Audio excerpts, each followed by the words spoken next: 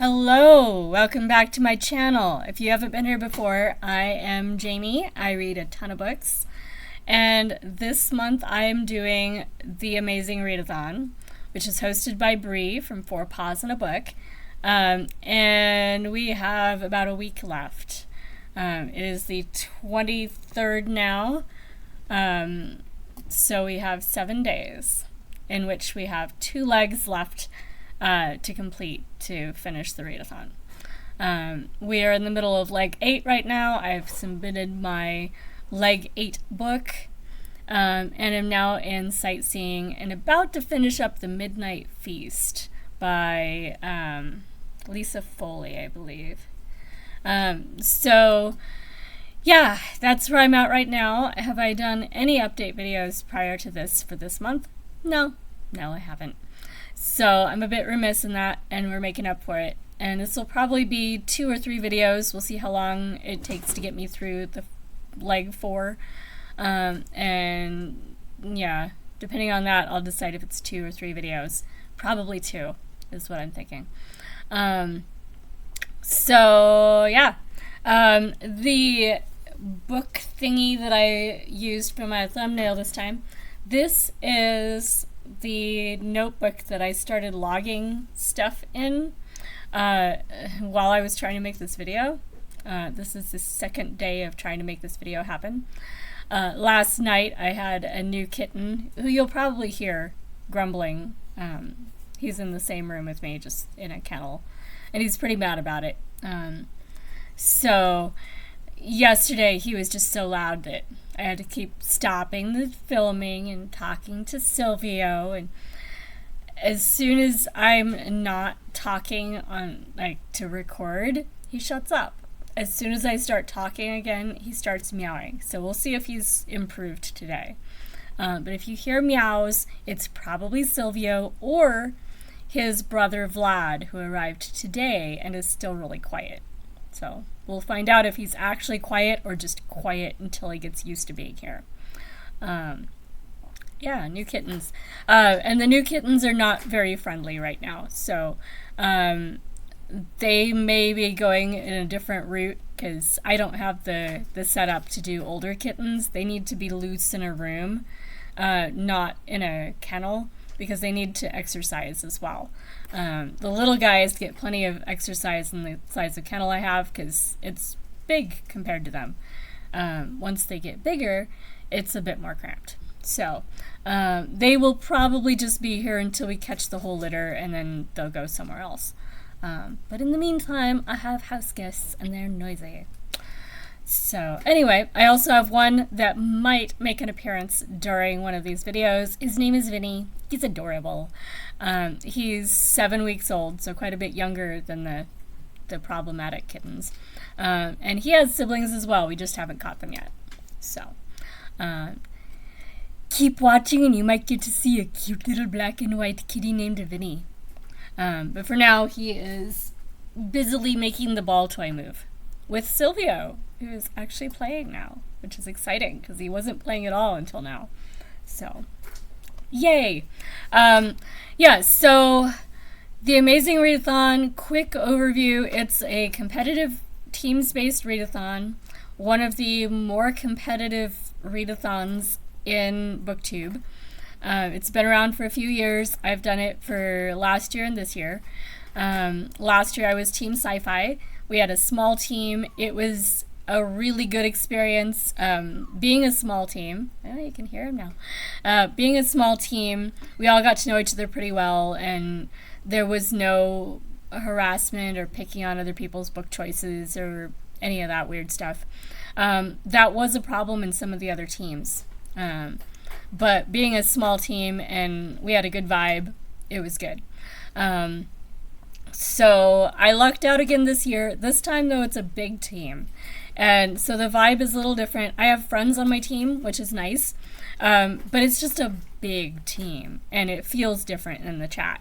So I don't know which I like better, because I have friends on my team this time. But in practice, we're all so busy that I'm not sure it makes that much difference. I am friends with our team leaders, which is nice. But again, we're all just so busy. I sometimes make it to their sprints, but most of the time they're sprinting during the day on days that I'm busy. So, yeah. So it's been fun. I will definitely do TAR again.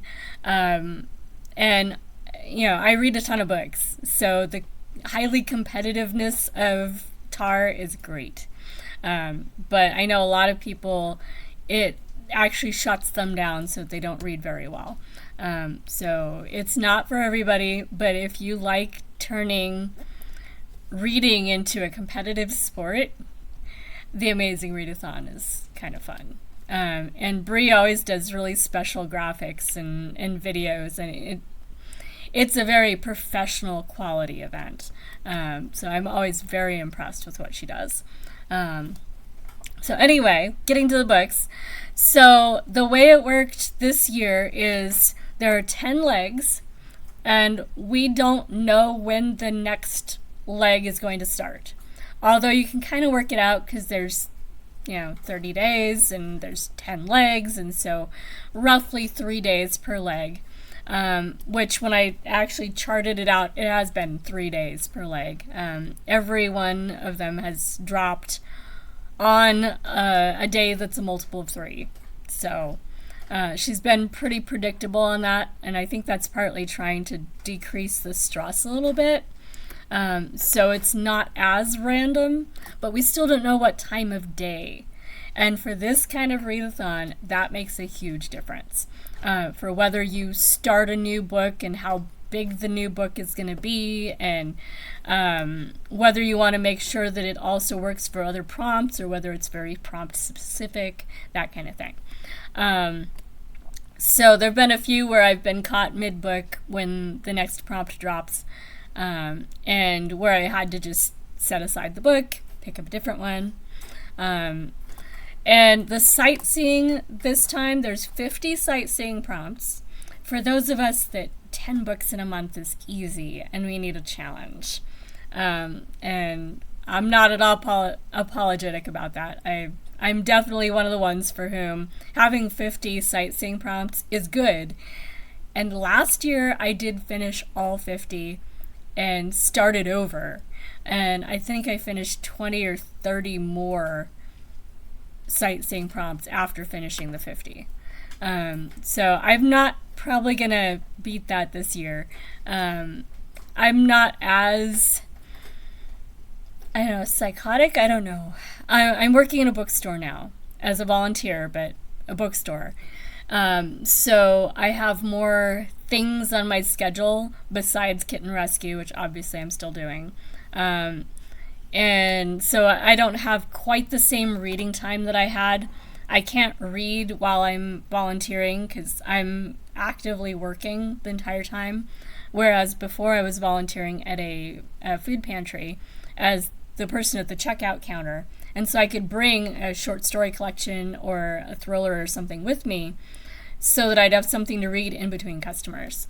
So all that kind of changes the dynamic. And this time we knew the prompts for the 10 main legs. So, the prompt for leg 1, 2, 3, etc. We already knew what prompts we were going to get, just not in the correct order. So we could plan ahead of time, and we had a week or two in advance to find books that we wanted to do for these prompts. So we could, request books from the library if we need to, or whatever needs to happen to have books for each prompt. And then what Bree does is she announces which prompt it's going to be. And they're connected to places that we're traveling. So kind of fun. And then the sightseeing still makes sense. We're exploring where we're at once we get there. And this time we don't know the sightseeing prompts. Last year we did. So we've flipped that. Because last year we didn't know those main prompts, but we had the sightseeing well in advance. But actually I like this better because it takes a little work to find a higher page count that you're going to actually be able to finish in 3 days that meets a prompt. So I liked having that prep time. Okay, so I'm back. And with that, let's get into what the books were, because I'm already at 10 minutes, and oh my gosh, there's so much to talk about. So my handy dandy little notebook, which actually arrived along with a book haul that I didn't film and might not actually film. I might just show them as I read them. But I'll talk about that. This one arrived as a book we couldn't sell. It's got some ripped out pages and some writing that was in it and some, I think, squished muffin bits that won't come off some of the pages. So we couldn't sell it, but most of it is fine. It's just not sellable condition for our used bookstore. So I got to adopt it, and I love the color. So anyway, so we started out with leg 1 that was announced the day right before June started, so we'd have some time to pick the book, but we couldn't read until midnight. So leg 1 was a green book, a book with a green cover. And I started out with a much bigger green cover. And I was getting nowhere with it. I had it for a day and a half trying to get started on it, and I'd get, 10 pages, then 5 more pages, and this is not going to happen in 3 days. It's just not going to happen. Even for me, there are times in books that just do not match like that. The way I read so much is that I pivot away from that to something I'm going to read faster. So I recognized right away, okay, this is not a good fit right now. So I went looking for all the other green books I had, preferentially books that were at least long-ish. And this one is about 470 pages, so it's not huge, but by then I'd lost a day and a half, so I wanted something I could finish and move on. So I started with The King's Last Song by Jeff Ryman. This is a novel set in Cambodia and dealing with Angkor Wat and archaeologists. And Angkor Wat is a really cool archaeological site. The ruins of a major city. Yes, a city. In Southeast Asia. It's really cool, and it was covered over by jungle for a long time, and white people didn't know about it. The locals knew about it, but it was just the things that are out there, and they're just there. They weren't making a big deal of it. They'd been there all their lives, and yeah. So explorer types showed up in the jungle in Cambodia and said, oh, there's buildings out here, and so we have discovered them, and took a lot of artifacts to museums outside Cambodia. And so some of that is kind of in here, like the issues around Western archaeology and its relationship to the countries that the archaeology actually comes from, and all sorts of other stuff, like the role of Cambodia in the world. So it was really nice.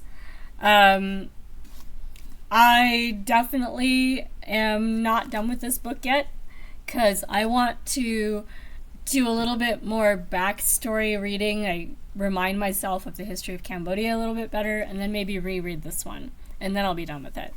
Because it's not a country that I think about very often anymore. When I was in art school, I certainly thought about it, because we were, looking at all the different styles of artistic representation, and there's all sorts of carvings in the building ruins in Angkor Wat. And there are other cities. It's not just Angkor Wat. Anyway, very cool. There's also a podcast, the Lost Civilizations podcast, on YouTube that has an episode, I think, about Angkor Wat. So, if you're interested in that kind of stuff, I really liked it. But yeah, this is the first book I finished for the month for Tar. And I started out the month not just reading, I was also sorting tens of thousands of books is what it felt like. It probably was about tens of thousands of books. Because the first week of June, the bookstore I volunteer at got a huge, 40 plus boxes, donation of children's books from a middle school that was culling their collection while going into a remodel where they just did not have space for all the extra books they had. And I don't know their criteria for what they kept and what they didn't. All I know is what I was sorting. And the bookstore I work at is limited in space. Certainly does not have the shelf space for that many books. And tends to sell books published in the last 25 years easier, especially for children's and middle grade fiction. So we had to sort them all by publication date and whether their condition was good and whether they were likely to sell in the store. And by we, I mean me and 2 other people. So we finished it in 4 days. One of those was actually a day off, so 3 days of actually sorting. And I was there for 2 of the 3 days. So it was fun. I actually did a full day of sorting, where that's all I did to finish it up, because it was just dragging, and I knew we were going to need the space to sort more books, because there was talk about when we were going to get a big van load from the library deaccessioning, because they bring us van loads of books every once in a while too. And that was coming up, and sure enough, a week later, we got a van load of books from the library, and then another van's worth of books from a private donor on the same day at roughly the same time. So 2 weeks of my month, I spent a lot of time at the bookstore sorting books, and was exhausted when I got home and had to change some of my plans to be audiobooks instead of visual reading, just because I did not have the energy to do more than sit there and crochet while listening to a story. So that changed a few books that I was expecting to get to and had to switch them up. So between that and not really getting the hang of how to play this version of Tar, where we have the 10 prompts and not the sightseeing prompts, it took me a while to get used to the idea of how I would most benefit points-wise.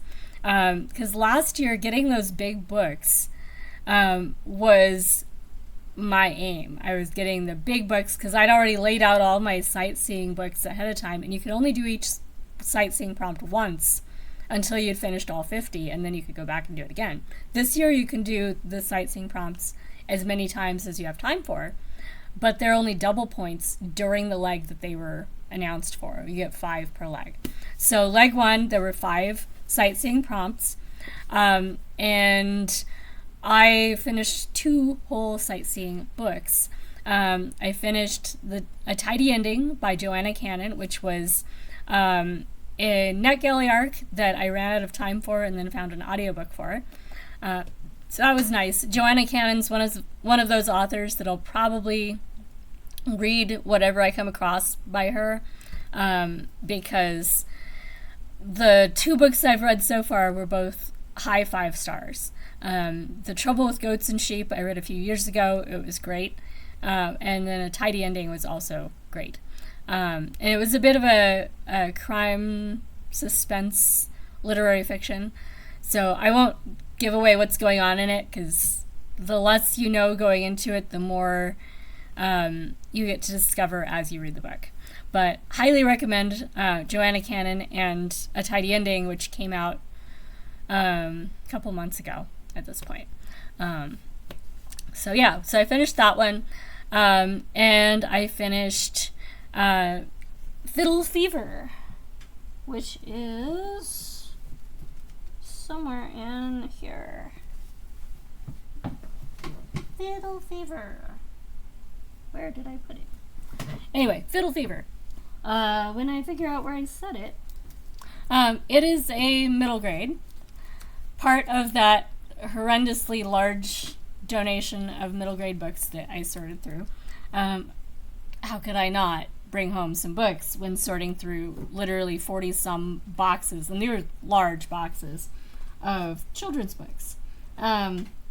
So I ended up getting bags and bags of books. Not all for me. I've been distributing them to little free libraries and other things, but I did bring home a couple, and they will start to feature in these videos.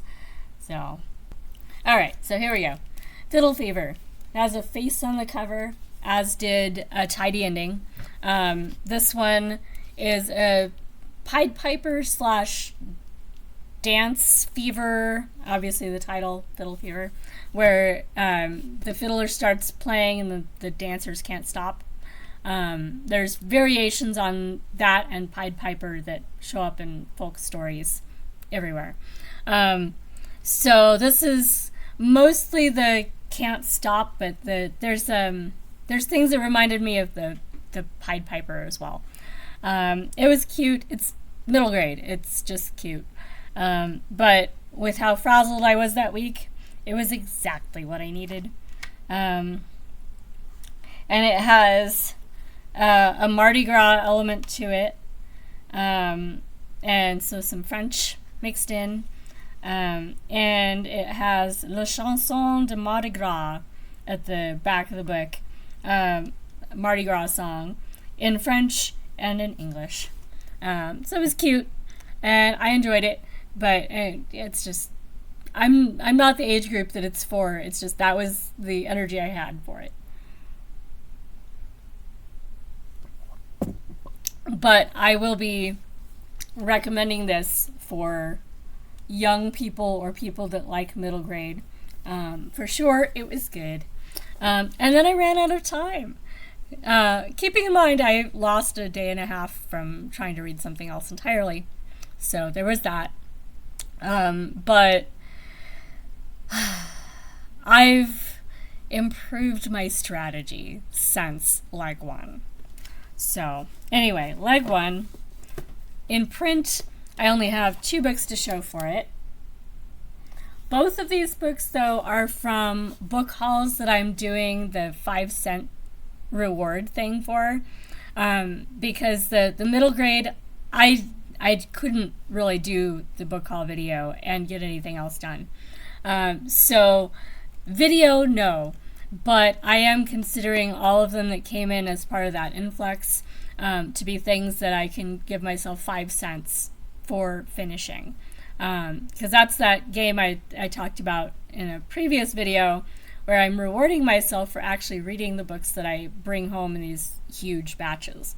So 2 books, leg one. This is a dime, so 10 cents, 2 5 cents in one thing. That goes in my little vase. And I will show the vase in just a second. And we'll get to leg 2. Okay. So leg 2, I used one of my cards. So one of the things that we had this year to lessen the stress of what we're doing for a month straight, we got 2 cards that we could use at our will, basically, to replace a book that we didn't want to read, so a prompt that we don't want to read or don't have something good for, with something we do want to read. Or, as Bree mentioned in her video talking about this, if you have a buddy read or a book you're going to run out of time for that you just have to get to, you can use this card to make that book count for the leg. And yeah, so I used that because I wanted to get further along in my reread of the Stormlight Archive by Brandon Sanderson. I finished book 2 last month during Escape, the readathon. And so I did book 3 for leg 2 using one of my cards. We got 2 of them to start out that let you do that. So Oathbringer, I do not have it in print. When I read it the first time, it was a NetGalley arc. So I did actually read it with my eyeballs on a screen, the entire 1,300 or 1,400 pages of it. It was fun. And yeah, so that series I have fun with anyway. Book 2 I have in print because I won it in a Goodreads giveaway. So I had some good luck with this series. Book 4 I had to get from the library, so I did. But this time around, there's audiobooks that I could get streaming audio from the library, so I did that. And I hadn't actually listened to the audio before. So even though it was a reread of the book itself, it was not a re-listen because I hadn't tried it yet. So that was fun. And I really enjoyed it, and I definitely benefited from the reread because I have book 5 that is burning a hole in my shelf waiting for me to get to it. But I wanted to do the whole series leading up to it first because there's so much going on. It's one of those series with lots of politics and machinations and lots of characters, lots of stuff going on. So yeah, it could get really confusing if you don't do a refresh of exactly what's going on before you get to the new book. I did that for Wheel of Time as well. So I've read Eye of the World, book 1 in Wheel of Time so many times at this point. But yeah, so I did Oathbringer. It was lovely. And since I used the card that allowed me to use Oathbringer, that was the only card I could use. You can only do 1 at a time of the cards. So after that, I did some sightseeing again. I've been trying to prioritize NetGalley more, so I did finish 2 NetGalley arcs. I felt really proud of myself. It was great. I finished I Contain Multitudes by Christopher Hawkins, which is sci-fi and involves possibly dimension jumping, and a gal who seems to be randomly moving through alternate dimensions of where she's at, and there's different possibilities for what's going on. I liked the ending. It was a 4.75 for me. It was a really cool book, but it would have been a solid 5 if one of the other ideas I had for what was going on was closer to what was actually going on. I felt like the ending let me down a little bit, but not enough to dock it more than 0.25 star. So, rounded up on Goodreads, it is a 5 star, and it deserves the 5 stars. I feel petty for docking it for not having the ending I would have written. So, it's a 5 star book. It was good, and it came out at the end of April, so it is out now. Keep an eye out for it if you're looking for some sci-fi that you've not read before. There's elements that I've read in other books, but not like this. So I was impressed. I had good luck with my NetGalley for the most part this month so far. That one was fun, and then I did a short story collection called Exit Zero by Marie Helena Bertino. This is one that's by the author of Beautyland, I believe, that's in the current Goodreads Choice Awards checklist that the judges are currently whittling down. So I've read Beautyland. It was really good. And similar sort of writing, just these are short stories. Kind of speculative fiction, sci-fiction, or sci-fantasy. So not hardcore science fiction, but they would work for science fiction for prompts. Yeah, so I enjoyed it. I know a lot of people don't really do short stories very well, and don't really do sci-fi very well, so it's probably not for everybody, but it was fun. And then I did one book for a book with a by an author with my initials. That's how it was.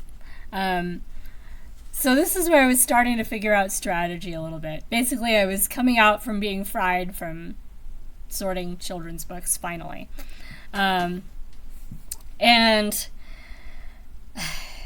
the way it's set up now, the majority of your points comes from sightseeing, not from the initial book.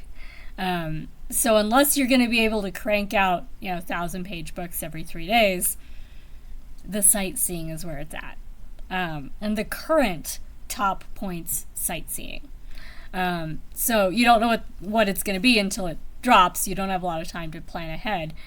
But I figured out by the end of leg 2 that that's what I really need to be focusing on, is being able to fit more books for those higher point sightseeing prompts. I didn't figure out in time to do more than one for the higher point value leg 2 sightseeing.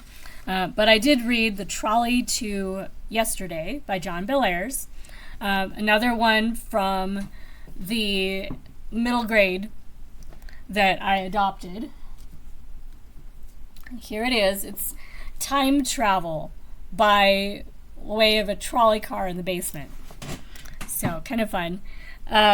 Would be something that if you're into Doctor Who, you might get some of the same vibes off of Bellairs' books. So anyway, it was fun. And John Bellairs has my initials, so that's lovely. And then I ran out of time. I did finish one additional book that I did not count for Tar because I'd started it earlier and I wanted to get it done. So I finished it up the rest of the way and moved it along. So I did a little bit more reading at the beginning of the month that I didn't count for anything. So that gets to the end of leg 2. This is the only print book that I racked up for that because Oathbringer I don't have in print, and it's not going away anyway. So this is from one of my book hauls that happened recently. So I have my nickel and I have my vase. For now, I'm using a small vase, but I will be upgrading to a bigger one if I need to. So this is what I'm using. It's like 70s carnival glass, so it's nice. It has really obvious seams. It's pretty clunky for carnival glass, but I like it. This is my aesthetic for carnival glass. So nickel in the vase. And I will probably have to do a bigger vase eventually, or maybe have one per month and see how many go in each one. I don't know.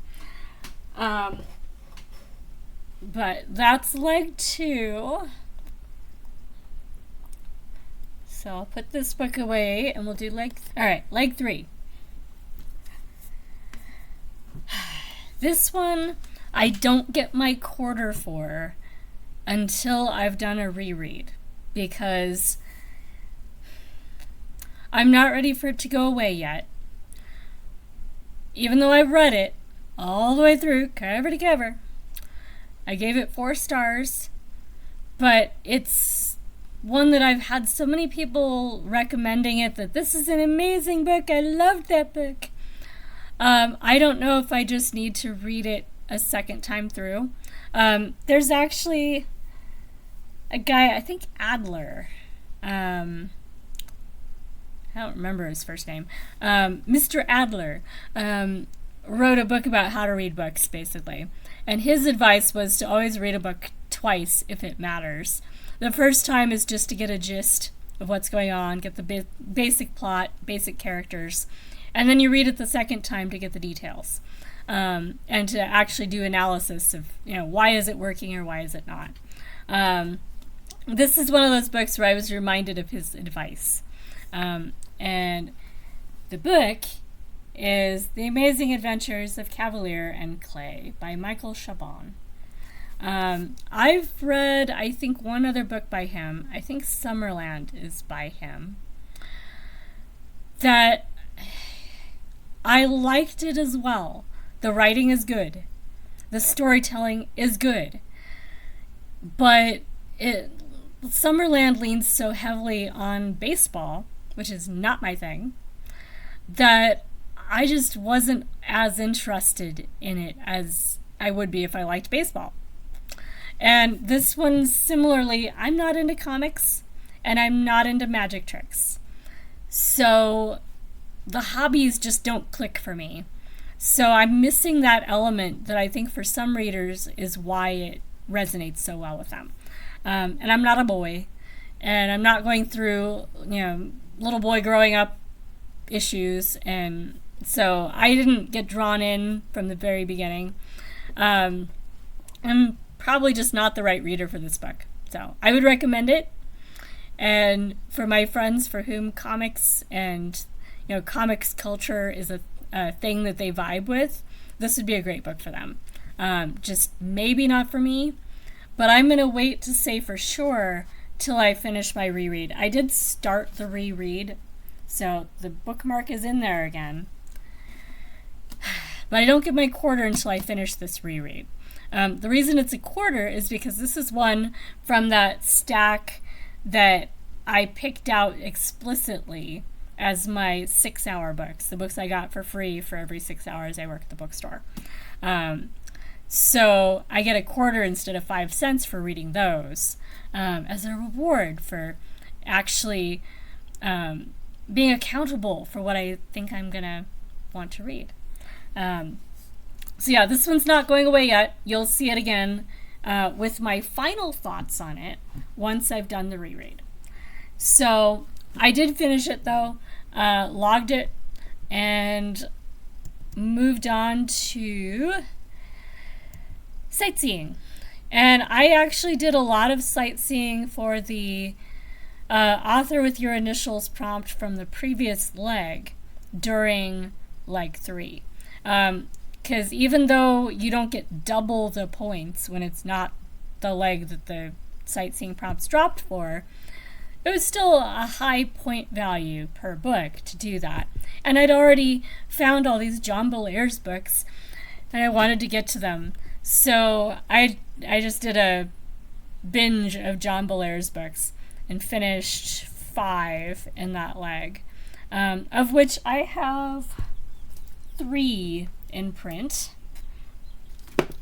So I found audiobooks for additional ones that I didn't have, and kept going for a while. My favorites are probably The House with a Clock in Its Walls, which is a children's classic that's well renowned and has been recognized by various lists and things. I'd heard of it before, I just had never read it. And then I finished The Mansion in the Mist and The Letter, the Witch, and the Ring. And they were both fun. Mansion in the Mist might be my second favorite. Maybe the other contender would be The Dark Secret of Weather End, which is more of a ghost story. And that one's one I just did as an audiobook. And then The Mummy, The Will, and The Crypt probably was the weakest one that I read. But that one was also an audiobook. So these 3 are from a recent haul, and I get credit for them. I also did a few of the high-end points sightseeing prompt of a book with exactly 13 chapters, which is the high-end points prompt for leg 3. But I only counted one of those on Goodreads because my numbers are already ridiculous on Goodreads. And it was prudent that I bumped my annual goal to 400 this year because I'm still ahead. At least I'm less ridiculously ahead than I would be if I was still just trying for 365. Oh my gosh. Yeah.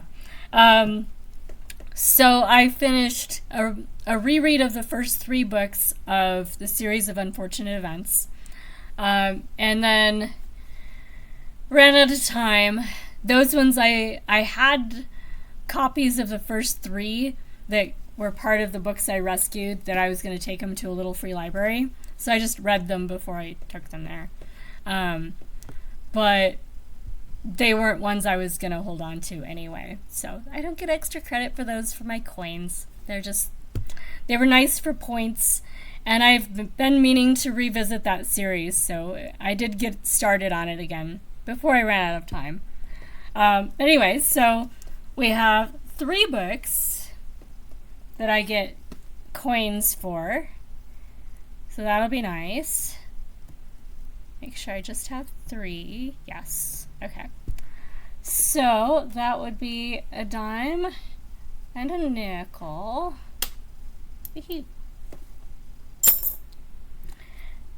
And then we could move on to leg 4. All right, leg 4.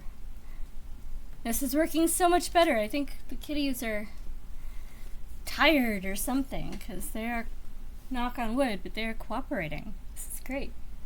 I am being watched by Silvio, but he's quiet. Knock on wood, I know.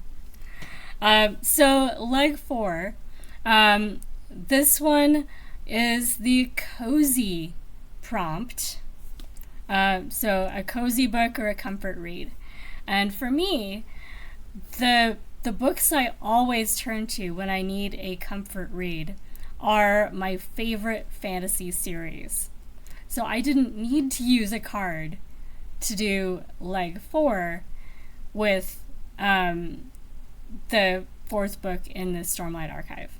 And I did pull my book 2 just to show what we're thinking about here. That is how fat they are. So just imagine this, but saying words of radiance, and instead of saying words of radiance, it would say rhythm of war. Very similar cover, but rhythm of war is more blue and red. This one's more yellow. Eventually I'll have all of them. I work in a bookstore. They'll show up. But in the meantime, I did an audiobook for book 4 as well. And I would definitely say for this series, this has come up before in chats, and now having actually done a reread with the audiobook, I can say for sure I would recommend, if you are starting Stormlight Archive, do not do audio only, because there's too much to keep track of. If you're doing a reread, it's great. I enjoyed it. But if I was trying to learn all the peoples and places as I'm listening to the book, I would get lost so easy. So it is one of those where either immersion reading, where you read it while listening, or reading it in print would be how I would recommend starting out the series. So yeah, definitely 5-star series for me still. Lots of fun, but definitely one that if you're starting out in just audio, you might end up just giving up because it's hard to keep track of it all.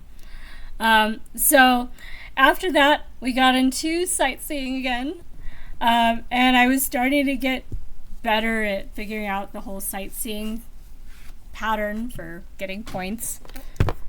I read a ton of books, but it still takes me a while sometimes to figure out strategy. Yeah. So leg 5 was a chilling cover. Let's see. And leg 4, the big points was that I could spell my name using the title and the author. So that helps me figure out which books go with what. All right, so the sightseeing.